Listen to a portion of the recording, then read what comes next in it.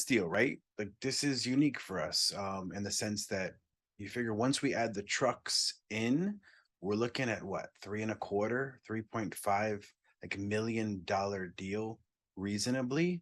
Like that's significantly higher than Wait, kind of so what we're.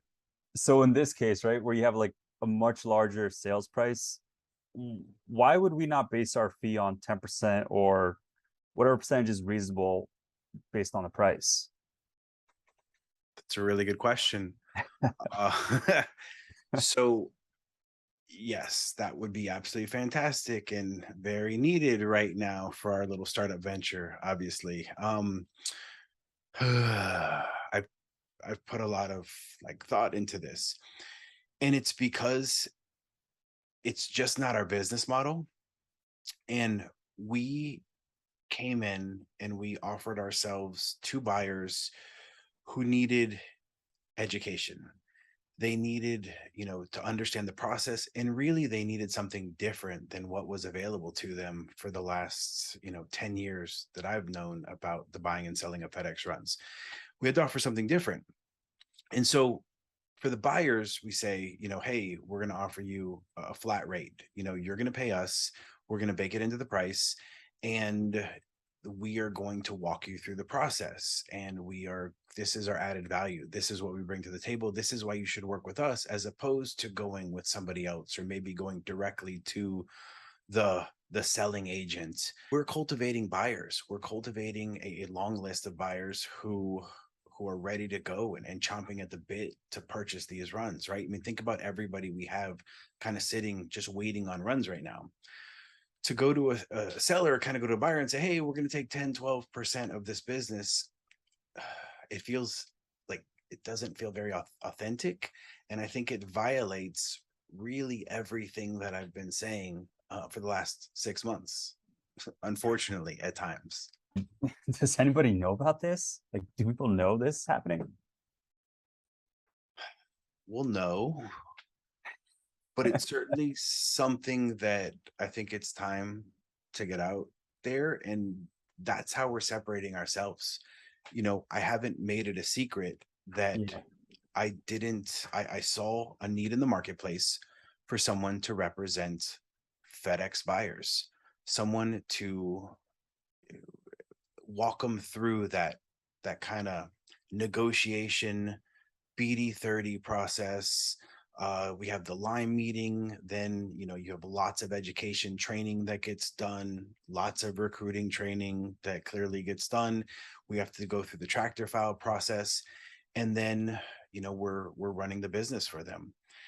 And so that's what we offer to the buyers. Now, if we pivot and look at it from the other angle, well, what else do we offer?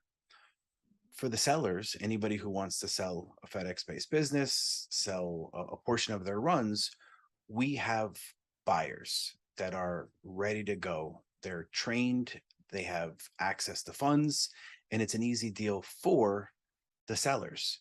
People haven't had a FedEx deal where there's a buyer's agent walking them through the process. How much simpler is it going to be for the sellers now when they don't have to deal with kind of setting figuring out what paperwork to enter in? Well, what part of the process are we at now? Do we need to send them in? Do they need to, do they have their V number yet? Can they apply for these trucks or this vendor? We have that. We've been putting that, it's what we've been working on now for quite a while, is putting that process together and moving them through very efficiently. So the seller gets their money quicker, right? That's what this all comes down to. Like we're all in this for the money that's coming as part of these deals. Like, let's be honest, we're getting paid. But this, what we can offer a seller is getting their funds quicker. That's what we're selling. Just as we're selling the buyers and saying, hey, we're going to take you through this process. We've been talking about that now forever. I think what we need to pivot a little bit is to make sure the sellers understand that, hey, we're going to make this process so much easier for you. Seller doesn't need representation. They know everything. They have access to all the information. They've been doing it. What information or what can a selling broker provide them except to list their business on BizQuest and talk about how great the business is? And let's be honest here. think about a deal we're doing for 250K, 2 p.m. runs out of Hagerstown. Trucks are included, easy entry level deal. Now, if you compare that to a $3.5 million deal, there's not that much difference of work that we actually have to do. Like, we're not putting in that much more effort. Where there may be a couple extra trucks to do title work on. We're having to do a couple extra tractor files. But at the end of the day, it's not a whole lot more work. So I was always very content, no matter what the price of the deal was, looking at it at, hey, the buyer is going to pay us a, chunk of money. And we're obviously not going hungry, that's for sure. But it's not going to be based on a percentage of the sale price of the deal, because we don't represent the seller. Sure, we need to make sure that the price of the deal can justify a payment to us as part of the process. But we're not looking at that as, hey, we need to get a bigger deal to get a higher percentage of that deal. We're making the same money regardless. So based on what you know, what percentage of deals would you say are overpriced? Your best Ooh, guess. that's a touchy subject. Luckily, I like to be really honest, and I don't know if I give a shit anymore. Overpriced is relevant, right? And I don't love that term overpriced, because the market is going to dictate a price. And if you have a seller and you have a buyer and they both enter the equation with honest information, and you have a seller selling for 3 times net versus a seller telling 5 times net, it's still a valuable run. Like, the asset at its whole, I think, is an extremely valuable asset that's only going to continue to appreciate and have the opportunity to build more assets, right? So if you look at it from the perspective of, you pay that initial price off in 3 year versus 5 years, I don't know if I necessarily care.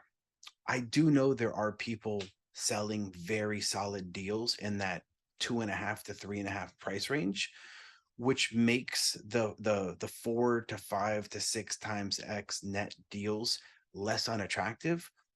But I don't consider them overpriced. The only things that I consider overpriced in this space are the unassigned runs that have been running dedicated for a period of time, and somebody wants to sell them based on they're going to continue to run that on that dedicated run, which always ends up poorly. And you have the wild runs that aren't worth anything, that aren't listed on, the A1, show me the A1, and they're being sold as if they have actual value beyond just the value of the truck in it of itself. There's the 2 overpriced scenarios that come into place. But if you have a buyer who is educated and they're willing to pay 5x, because maybe they're getting leverage on the deal, maybe they're getting SBA financing, maybe they have these phenomenal opportunities and they're buying a large set of runs and they're going to be well taken care of for years into the future, it's not overpriced at all, as long as you have an educated buyer. Make sense? Makes sense. And how to become an informed buyer? Linehaul.info. That worked good.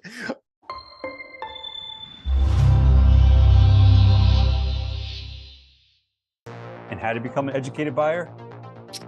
Linehaul.info.